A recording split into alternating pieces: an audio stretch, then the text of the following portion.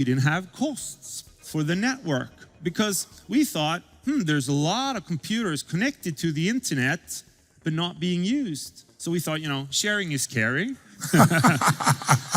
There's a lot of government buildings out there. There's a lot of entrepreneurs, whatever, big companies. And we just used your computer at night and transported all the calls through. So we didn't have any network cost. Same thing with customer service. I knew running a telco, customer service could stand for, 20% of the costs. The challenge here is, my problem was often when I talked to customer service, I was more pissed after I talked to them than before. So I came to the conclusion, there's a negative delta by having a customer service. So we said, let's make it impossible to call Skype. And we found another zero. There's a side effect as well because, the tax authorities don't know where to call you either, but that's the second story. I love the way you think. Now, you also do it the other way, though. Yeah. Sometimes if you can't cut zeros, then you try to figure out how to add zeros. Give us an example of that. I think Apple has done it really, really well. Instead of just coming out with a new computer, a new phone, they think, okay, a normal computer is $300. How can we sell ours for $3,000? Because that comes back to the perspective of what's the delight. Yes. It's not about... Yes, that's another key. Tell us about that. Yes, it's basically... You need to build the best product in the world and not just do it a little bit better, but really rethink what you want it to do. What's that delight? What takes your product beyond competition? So you can actually go home tomorrow and add a zero to your price tag and people will still love it and buy it. Basically, as you're doing as well. You're doing a good job there. Thank you very much. So give me an example where you've done that with one of your companies. I haven't really rocked that boat yet, but I'm still trying to do You're that. more the cost side. Yeah, well, I think Zalando, which is the equivalent of Zappos, we never lowered the price there, but we rethought, the whole cost structure again. Okay, cool. Tell me, when you were building Skype, what were some of the biggest challenges you ran with early on, and how did you guys solve them? We had no money. We couldn't mortgage our houses anymore. We were fighting the biggest telco industry in the world. I think we never thought we would ever get through. It's like we'll just get by another day and see where this takes us. Wow. So, and I think the challenge in Skype as well is a story that's very seldom told is how do you get customers? Same thing there. We couldn't afford marketing. So we had no clue. So we needed to innovate in customer acquisition. So we thought, what happens if we do a small pop-up button after you've done a good call? And if you click that button, if you remember that, we went in, and since it was a downloadable client, we opened your inbox and we sent a mail to every one of your contacts saying, hi, I just started using Skype. It's a great service. I would be happy to call for free with you. And we sent a lot of mails. Wow. And the viral effect just must have been incredible. Yeah, but do you think we went... Didn't you have like 1 million users the first month? Yeah, well, it took quite nearly 3 years to get 20,000 until we unlocked... 3 years to get 20,000. Till we unlocked that. Because, again, do you think we went up on stage and told everyone about that? No, we told our product was viral and brilliant. We had an email engine in the bottom. Wow. And then it went so successful, we actually had to cancel it. But that's just another story how you need to innovate in customer acquisition, because if you want growth, that's where you need to start. So basically taking away costs of your business, rethinking cost structure, innovating in zeros, and then basically thinking beyond of your product. Those are my 3 things. Those are pretty great 3 things. Now, you also talk about this idea of friction-free storytelling. Will you share a little bit about that?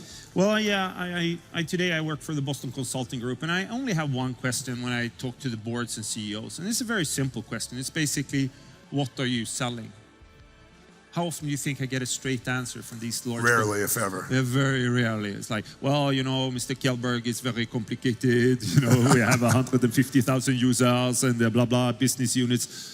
But in the end, most successful companies have defined a friction-free storytelling, and they're very good at defining it. I often use the story of Harley Davidson, and they struggled a bit until they decided what we sell is the ability for a 43-year-old accountant to dress in black leather, ride through small towns, and have people be afraid of him.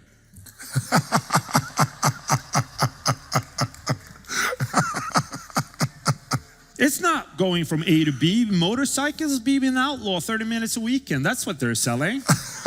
And if you don't get that, it's very hard because then most of the staff think you're selling motorcycles. Yeah.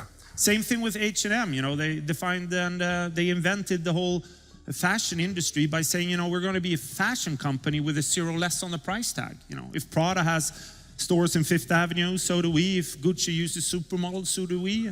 And but we're going to have a zero less on the price tag. And then everybody gets it. Because I think, you know, you talked about team earlier on. If your team doesn't know what you're selling, how should they know what to give to their customers? So it's a very simple perspective. So I would say ask yourself, what are you selling? What does failure mean to you? I think I hate failures. Let's be honest about that. There's a lot of conferences. Everybody, oh, we're going to fail. I hate failure. I feel it happens to me all the time. Yes. But I like taking risks.